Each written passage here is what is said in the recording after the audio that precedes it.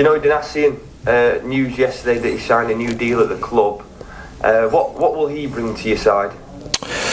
Yeah, it's well known that we are probably short in the centre-back position. We obviously got Malik, who's coming in the next transfer window, so he gives us great cover. He's got pace. Apparently the big thing is that we need pace at the back, so he's got real pace. I think last season we played him more as a right back. I think it will probably help him when we play him as a centre half, because he doesn't have to do the lung busting runs getting up and down the pitch, so I think that will protect him from a fitness point of view. And yeah, it's just great news that he signed. He's trained for a number of weeks now. It was just getting him up to speed before we signed him up, and yeah, we've now added him into the 22-man squad, so he's up for selection at the weekend. Yeah, how's that been for him in terms of fitness and his injury? Because his injury that he got at the back end last season wasn't a good one, was it? It was a really big injury, and to be fair to the football club, because he was out of contract, we still gave him accommodation up here. He trained, he got all his fitness work done. So we've really looked after him well, and I think that played a real key role in him wanting to stay at the club. He feels like he owes the club. He's got unfinished business with the club, because we didn't really get to see the best of JD last season. So he's been on a great fitness programme, and like I said, hopefully he'll be involved sooner rather than later. I remember Gary saying, I think it was either last week or the week before, how this was before obviously all the news came out about him signing on with the club, that he was helping Alex Whitney with his kind of defensive work as well. So it shows how big a role he can play in this team off the field as well. Yeah, the same with Fads and same with Dunks, because they've been there, done it. They've probably got 1,000 games between the three of them. They're always helping the young kids. We did a game yesterday, a bit of shape, a bit of tactical work yesterday, and we had young Ashton in goal, and JD was helping him with his positioning of when to receive the ball, teaching him the angles of how to pass to number 6. So having players like that with that experience is valuable to the squad, because sometimes managers and coaches, they can't get their points across on the pitch when it's loud on a match day. So having them kind of leaders on the pitch, it helps the cause. Just looking ahead to Newport tomorrow, Kieron, how's Dylan Duffy doing? Yeah, Dylan Duffy, hopefully tomorrow he'll finally get to jog for the first time. So it's still very early stages. We're looking at Dylan in probably another 2 weeks before we have him back. But it's good news that he can finally start to do some kind of activity on the grass, just seeing him out there, because he's been a big miss. His numbers were fantastic with the goals and the assists that he had. So, yes, it's pleasing. He's still not quite there, but he's well on the road to recovery. Any more injury updates? Obviously, I think Gary told you last time, obviously Dibbs has had a successful operation. I think next week Luke Butterfield will be out of his boot and he can start to weight bear, walk without the boot. So that's good news. And then we have no other injuries, so we've got a fit squad to pick from.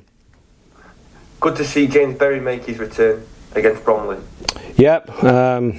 Obviously, especially at the moment where we aren't clicking like we want to be clicking. To have James Berry, that type of flair player, his numbers were ridiculous last season.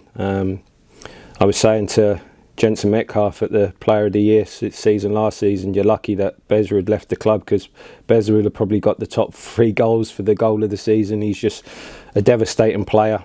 And like you said, he's finally back. I fancied him to score the free kick, to be honest.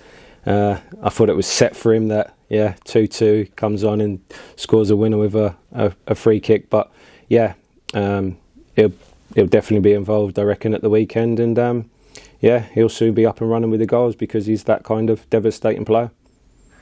Just on the goals, Kieron, because others have been pitching as well. It's not, obviously, I'm just going to point out Will Grigg and Lee Bonus, because they are your out-and-out number 9s. Obviously, 1 goal between them. Why do you think that is so far this season? Well, we've looked at the stats, and it's quite alarming that. So, if you look at the possession stats in the league, we're top of the league. But it's basically possession without a purpose at the moment for us. I think we're 18th when it comes to crosses in the box, which is not good when you're having 60% of the ball. So only being the 18th best team for putting crosses in the box, there goes and shows the problem that we're starving our strikers of good service. So that's something we looked at. It's something we've worked out really a lot this week. We're getting into good positions, but we're looking for the perfect opportunity to cross, or we're trying to score the perfect goal. We have to put the ball in the box when you've got strikers as prolific as Griggy and Lee Bonus, and I think the goals will flow. So it was good that we see them stats, because it highlights what is actually going wrong for us. I think even when it comes to shots in 90 minutes as well, I don't think we're in the top 10 as well. We don't shoot enough. To score goals, you have to shoot. So I think you'll see plenty of that on tomorrow. Yeah, 5 without a win as well. It's time to get a win under your belt, isn't it? Yeah, 5 without a win, but we can spin it in the positive way of that we've only lost 1 in 5 as well. So we can't all be negative Nancy's like you, I'm afraid. So yeah, you're right. We need a win. The last 2 home games have been really flat. We've come out in the first half and we've been really flat. And with us being really flat, it makes the crowd flat because we're not giving them something to cheer about. So it's something that we've got to work on. We've got to come out of the traps really flying. I'm bringing up a lot of stats as well, it seems. And this season, when we've scored the first goal, we've won every match when we've scored the first goal. And when we concede the first goal, we haven't won a match. So it's really important how quick we start. And if we get the first goal, then I think we'll be up and flying. Yeah, because you play a Newport team that haven't won a game in 9, and it really is it more like you just said, go and stamp your authority early on? We have to. Again, looking at Newport, obviously we study them, we watch them. Their performances have been actually better than the results. They could have been 3-0 up against Gillingham, they missed the penalty. So they have their threats. But we should go out there, we should stamp our authority. We have to get the 3 points. It's not a must win at this stage of the season, but like you said, we haven't won in 5. So we need to get that win, and with the stuff we've worked on, we've looked really, really sharp, and I'm expecting big things on tomorrow.